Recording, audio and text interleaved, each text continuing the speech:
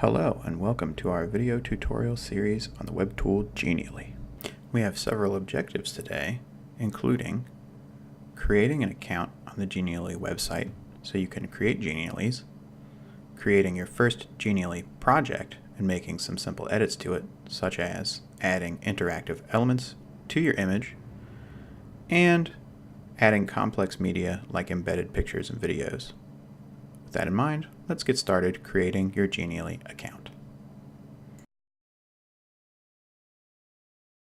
In your web browser, do a Google search for Genially, Genial.ly.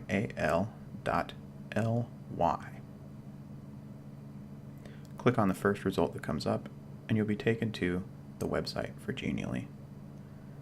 Begin by clicking the pink Create an Account button that you'll see in the middle of your screen. You can use a username and password, but if you're like me, you like signing in with Google accounts because it keeps things kind of convenient.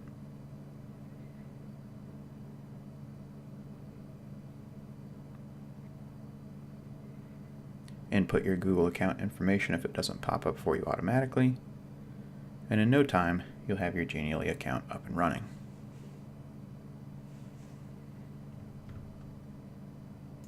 After your account has been created, you'll have to choose some information about yourself. For me, I chose education, specifically primary education, but you can look at the options and choose the best thing for you. I also chose the teacher role. Now you're ready to create your first Genially project.